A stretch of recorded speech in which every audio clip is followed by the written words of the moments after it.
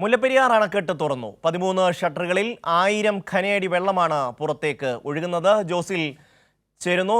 ജോസിൽ, അണക്കെട്ട് തുറന്നിരിക്കുന്നു. 17 സ്പിൽവേ ഷട്ടറുകളും തുറന്നു. എന്തൊക്കെയാണ് വിശദാംശങ്ങൾ? ഷമ്മി, മുല്ലപ്പെരിയാർ ഡാമിൻ്റെ 13 സ്പിൽവേ ഷട്ടറുകളാണ് തുറന്നിരിക്കുന്നത്. ഈ 13 സ്പിൽവേ ഷട്ടറുകളിലൂടെ വെറും 250 ഘനയടി ജലം മാത്രമാണ് ഇപ്പോൾ പുറത്തേക്ക് ഒഴുക്കിക്കൊണ്ടിരിക്കുന്നത്. നേരത്തെ തമിഴ്നാട് രാവിലെ 10 മണിക്ക് തുറക്കുമെന്ന് പറഞ്ഞു. അതിനുശേഷം പിന്നീട് അറിയിച്ചത് 12 മണിക്ക് തുറക്കുമെന്നാണ്. എന്നാൽ ഇപ്പോൾ 11:35 മുല്ലപ്പെരിയാർ ഡാമിൻ്റെ ഷട്ടറുകൾ തുറന്നു എന്നുള്ള വിവരമാണ് നമുക്ക് തന്നിരിക്കുന്നത്. ഞാനിപ്പോൾ നിൽക്കുന്നത് ഈ മുല്ലപ്പെരിയാർ ഡാം തുറന്നതിന് ശേഷം ജനവാസ മേഖലയിലേക്ക് വെള്ളം എത്തുന്ന ഈ വള്ളക്കടവ് ഭാഗത്താണ്. ഈ വള്ളക്കടവ് ഇപ്പോൾ കാണുന്ന ഈ ജലാശയത്തിൽ കൂടിയാണ് ഈ വെള്ളം ഒഴുകി എത്തേണ്ടത്. ഏകദേശം 1 മണിക്കൂറിലധികം എടുക്കും ഈ വെള്ളം ഈ പ്രദേശത്തിലൂടെ ഈ ജനവാസ മേഖലയിലേക്ക് മുല്ലപ്പെരിയാർ ഡാമിൻ്റെ ഈ സ്പിൽവേ ഷട്ടറിൻ്റെ അടുത്ത് നിന്ന് ഇവിടെ വരെ ഞാൻ നിൽക്കുന്ന സ്ഥലം വരെയെങ്കിലും ഒഴുകി എത്തുന്നതിന് ഏകദേശം 1 മണിക്കൂറോളം എത്തും.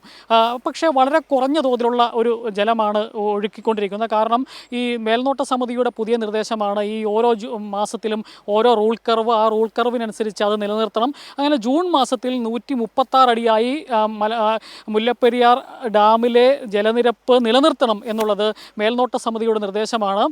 പക്ഷേ എങ്ങനെയെങ്കിലും ഈ ഷട്ടർ തുറക്കാതിരിക്കാനുള്ള ഒരു നിലപാടാണ് സ്വീകരിച്ചിരുന്നത് തമിഴ്നാട്. പരമാവധി അവർ വെള്ളം തമിഴ്നാട്ടിലേക്ക് ഒഴുക്കിക്കൊണ്ട് പോകുന്നുണ്ടായിരുന്നു. 2100 ഘനയടിയോളം ജലമൊക്കെ അവരുടെ നാട്ടിലേക്ക് കൊണ്ടുപോയിക്കൊണ്ടിരിക്കുകയാണ്. ഒപ്പം തന്നെ എന്നാൽ ഇപ്പോൾ കുറച്ച് ദിവസങ്ങളായി പെയ്ത കനത്ത മഴ 3800ഓളം ഘനയടി ജലം ഈ മുല്ലപ്പെരിയാർ ഡാമിൻ്റെ വൃഷ്ടി പ്രദേശങ്ങളിൽ ഡാമിലേക്ക് ഒഴുകിയെത്തുന്ന ഒരു സാഹചര്യമുണ്ട്.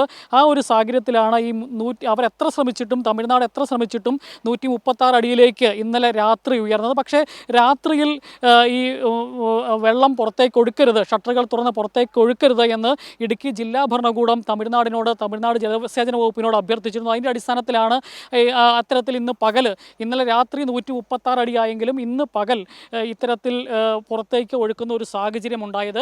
ഏതായാലും നമ്മൾ ഇപ്പോൾ നിൽക്കുന്ന ഈ വള്ളക്കടവ് ഭാഗത്തേക്ക് വെള്ളം ഒഴുകി എത്തണമെങ്കിൽ തന്നെ ഏകദേശം 1 മണിക്കൂർ എങ്കിലും പിന്നിടും എന്നുള്ളതാണ്. പക്ഷേ അത് വലിയ രീതിയിൽ ജലനിരപ്പ് ഉയരുന്ന ഒരു സാഹചര്യത്തിലേക്ക് പോകില്ല എന്നുള്ളതാണ് നമുക്ക് മനസ്സിലാക്കാൻ സാധിക്കുന്നത്. കാരണം ഈ നേരത്തെ 13,000 ഘനയടി ജലത്തോളമൊക്കെ ഇത്തരത്തിൽ ഡാം തുറന്ന് പുറത്തേക്ക് ഒഴുക്കുന്ന സാഹചര്യം ഉണ്ടായിരുന്നു. അപ്പോഴൊക്കെ മാത്രമാണ് ഇവിടെ കുറേ വീടുകളിലേക്കെങ്കിലും വെള്ളം കയറുന്നൊരു സാഹചര്യം ഉണ്ടായത്.